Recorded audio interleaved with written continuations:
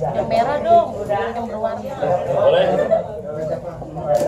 Tadi nggak bisa pencet mas. Mas Carlo. Ya, kita mulai.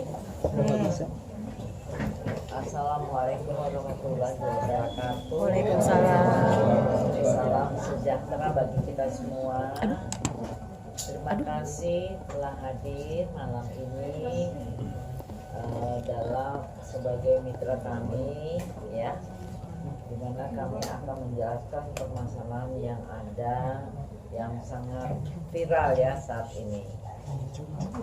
Saya ingin menjelaskan, tadi presiden sudah kami sampaikan bahwa ini ada seorang yang berperan melebihi dari BPOM, ya, yang seorang yang tidak berwenang dan tidak punya kapasiti apapun untuk mereview skincare seseorang.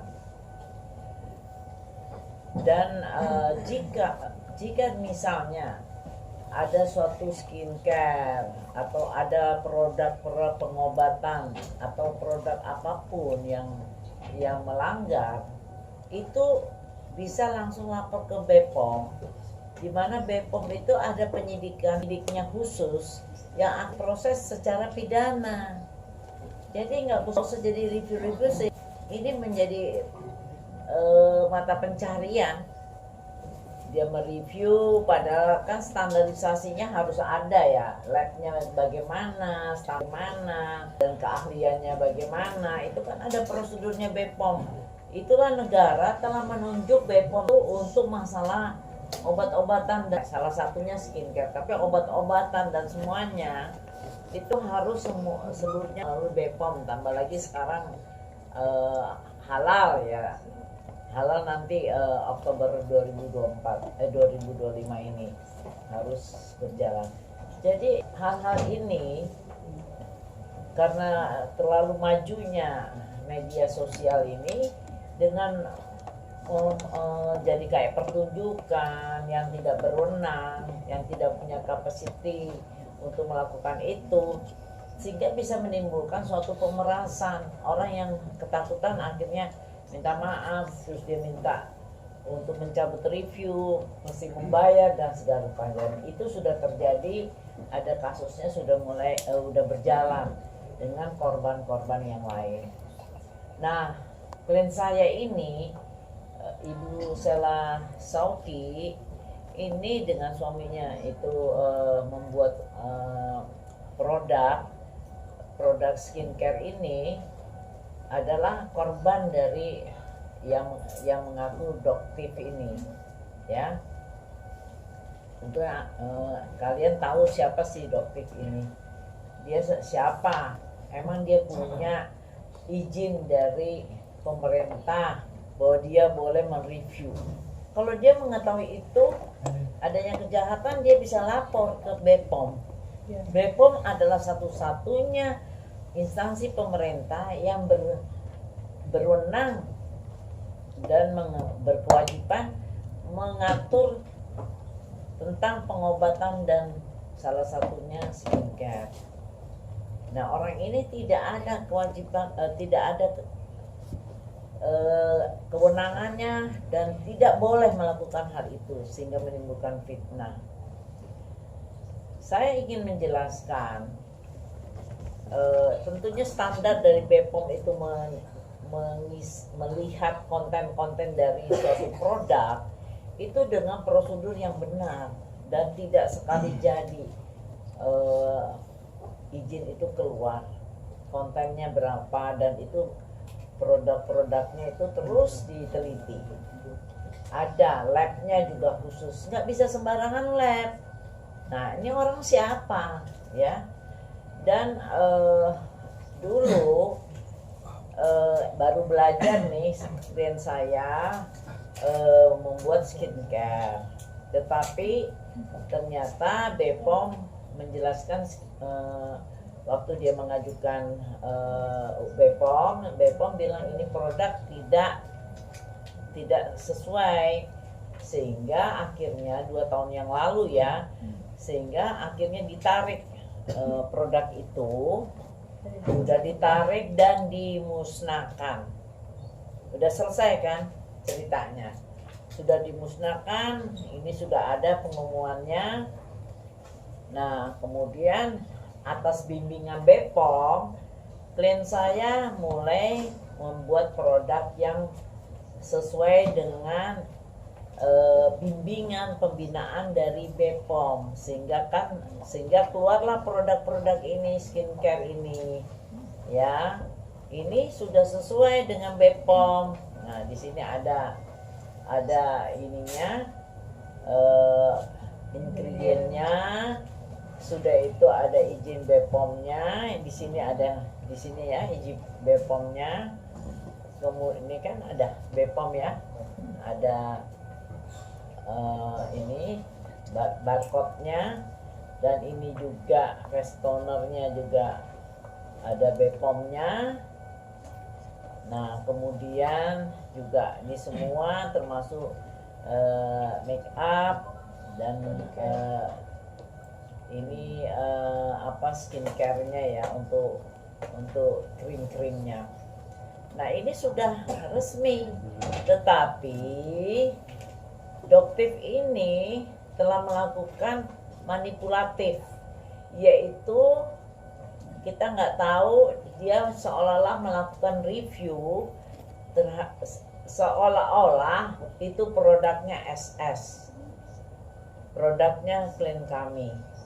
Apakah itu produk yang direview itu memang benar produk dia? Kita nggak tahu. Yang ada BPOM-nya, apakah itu produk orang lain yang sudah rusak, atau juga produk klien kami yang lama yang udah dimusnahkan, mungkin ada yang kececer yang belum musnah.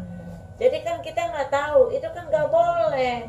Dan yang paling parah, telah menyiarkan data pribadi dari klien kami, dan itu langsung penjualan dari klien kami itu jatuh. Ini kan mata pencarian orang, kasihan kan klien kami ini, suami istri yang bekerja keras untuk menghidupi 4 anak, tiba-tiba dilakukan demikian, sadis tuh orang. Dan ini jual-jual produk juga tidak bagaimana gitu bisa kaya raya ya. Yang kaya ya kaya ya, ini baru merintis langsung dihancurkan.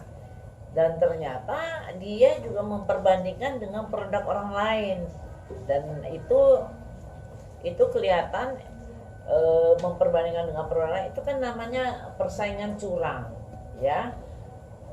Dan jadi mohon maaf, klien saya demi menghidupi keluarga emosi. Jadi waktu mereka mereview yang tidak benar, selain tidak punya capacity, juga dia datangi, itu yang kamu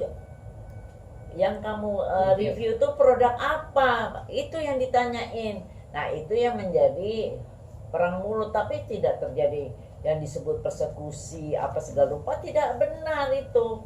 Yang ada klien kami minta dia stop, jangan menyiarkan data pribadi, dan juga memberikan suatu keterangan yang tidak benar. Barang yang ada yang dia bilang dia tutup itu barang yang mana? Yang saya pernah, apakah itu barang orang lain yang dia sebut SS? Apakah itu barang klien kami yang sudah dimusnahkan? Terus atau barang ini kan nggak tahu. Nah itu yang perlu kejelasan, harusnya fair ya. Dan kemudian dia itu juga terus menerus menghajar, atau apa tujuannya, siapa yang membayar Doktif ini, dan dia bukan siapa-siapa untuk mereview ini. Dan kami telah melaporkannya di Polda Metro Jaya tanggal 19 Januari 2022 jam 1.18 WIB malam itu juga, yaitu menyebarkan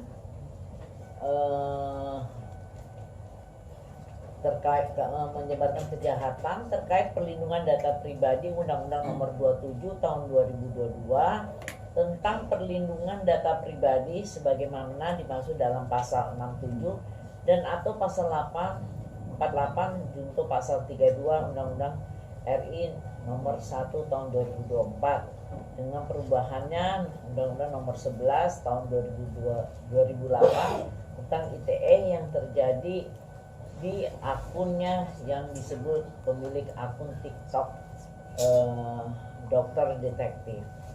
Ini nggak lucu ya. Ini bukan permainan yang lucu. Ini permainan yang kriminal, yang jahat, yang merusak mata pencaharian orang lain. Dan ini sangat-sangat jahat. Dan mereka ternyata melakukan pemerasan kepada pemilik skincare, di mana dia berpegang pada pemilik skincare yang mana kita tidak tahu. Jadi karena itu ini harus ditumpas. Jadi jangan nggak lucu ini mematikan mata pencaharian orang lain, sehingga kami akan memberantas hal-hal ini. Dan nanti polisi maupun BPOM pun saya minta untuk menumpas kelakuan si Doktif ini. Demikian. Jadi kalau ada pertanyaan silakan. Ini mau lihat bahwa ini BPOM.